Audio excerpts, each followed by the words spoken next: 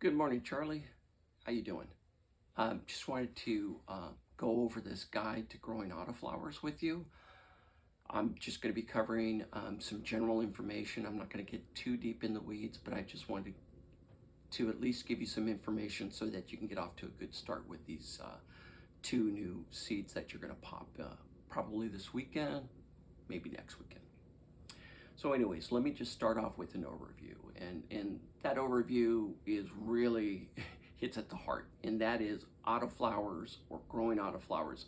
It's a very different experience in terms of growing from, say, feminized seeds, regular seeds, or even clones. The main difference is in the introduction of the Rudalarius cannabis strain, which automatically begins flowering. And in my opinion, um, it begins flowering after, say, 3 to 5 weeks in veg.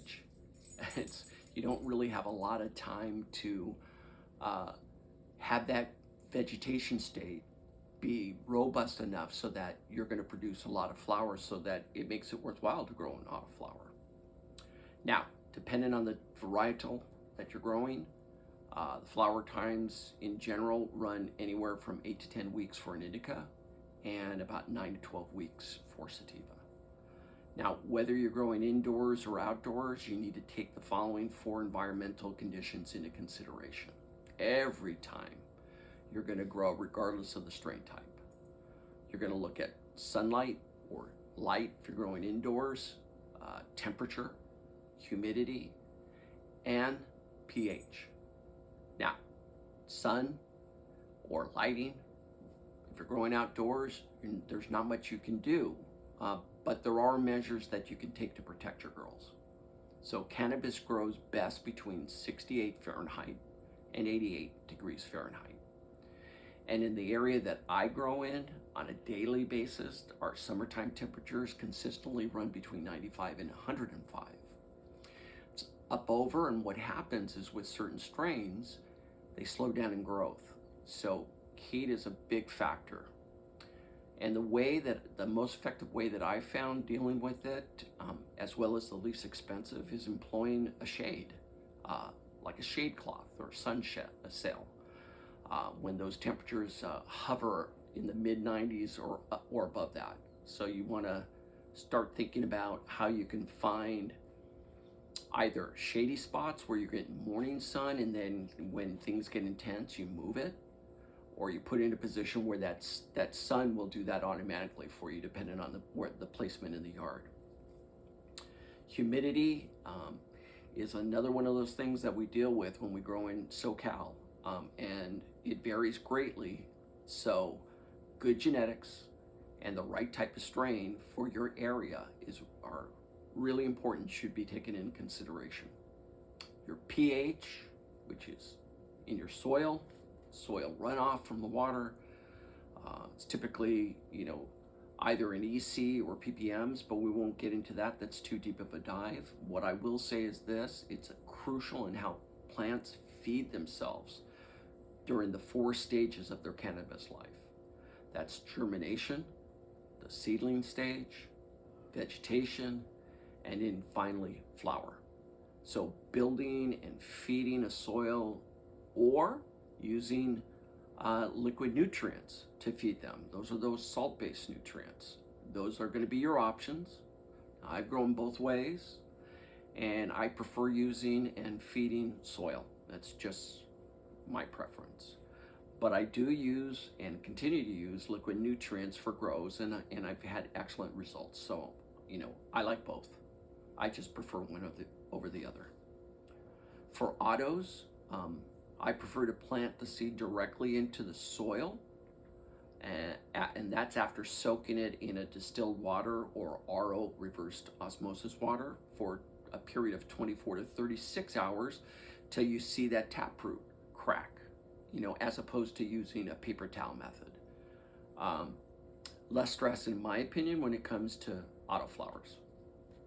Now, building a soil that will last a lifetime of the autoflower, which is approximately 4 months, involves following what I call established recipes, soil recipes. Now, one in which will feed the plant for, throughout its 4 various stages, and they have different needs in all those stages. If you want optimum results and you want to provide optimum nutrition. That said, here's how I go about building a soil for an autoflower grow. Now, the basis of my soil recipe comes from Master Mark. I tweaked it to my liking and with what inputs I could find in my local area. You'll probably have to do the same. Now, here are the ingredients that I use in my recipe. Now, remember, this recipe runs hot. So it's important for setup so that you don't burn the roots of your establishing young plant in the early stages of growth. Now, here are the list of ingredients that I use. Let me walk you through them. I use either Fox Farm Ocean Forest, or I found the Mother Earth groundswell on sale. I got it at a really reasonable price, about 25-30% off. So I loaded up on that, because I do have a lot of transplanting I have to do. But anyways, I use that at about a 40% ratio. I then add 10% of cocoa coir, and I happen to use a cocoa coir that is mixed with 30% perlite. And the perlite's important because once it's wet, it expands. It provides air pockets for the roots to travel through and reach out for their nutrients without struggling too much. Clay soil is a killer. So you want aeration, you want a good, soft, loamy soil, and this will provide it. In addition to that, I use a compost biochar, excellent source of all nutrients, breaks down slowly, but it's just supercharges the soil. In addition to that, I use that at 10%. So I use the cocoa at 10, I use the biochar at 10, I have to get pumice, and it comes in all sizes. The larger the better. This is a smaller granule. It was the only thing available. It'll do the trick. It does the same thing almost like perlite, but it has all those other added mineral additives or inputs. So I add 20% pumice to the mix. And then finally, I will add 20% of worm castings. And worm castings are critical for a good soil. That is the basis of life right there. But I won't go too deep into the weeds. Let's just say a very important component that I add 20% in. So that's the main part of the recipe. In addition to that, I use down-to-earth organic inputs. These are dry amendment fertilizers, organic. They're the best, let me tell you. But they take a while to break down. So important to add in the beginning of the grow. And what I do is I add the following down-to-earth nutrients in 1 cup ratios, and that is kelp meal, which helps with the soil, and IPM, or integrated pest management routine. It's an important piece. I also add a cup of biofish, a cup of fishbone meal, a cup of langonite, a cup of BioLife, as well as this 444 general purpose vegetable garden fertilizer. And that's the mix. Now, once I have those proportions together in my grow bag, mix them up really well, and then I'll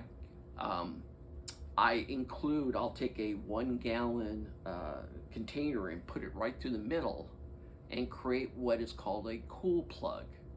And it's a space where I'm gonna fill it with a milder starting soil, Happy Frogs by Fox Farm, excellent.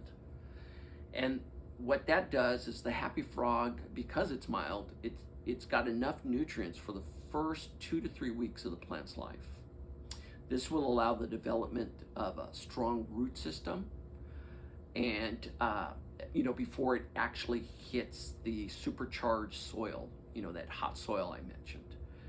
But also, more importantly, over that course of that 3-4 weeks is going to give you time to allow all the nutrients in the supercharged soil to further break down, thus making it less hot and appropriately at that time available to the roots that are now expanding out and down and hitting that supercharged soil, which will kick in all the last part of the vegetation stage, giving you optimum growth and giving you all those inputs that are needed as it transitions into pre-flower and then finally flower. Those are deep dive topics that we won't get into now, but we can discuss those in the future. So at this point, I'm going to go ahead and break away and prepare for the demonstration.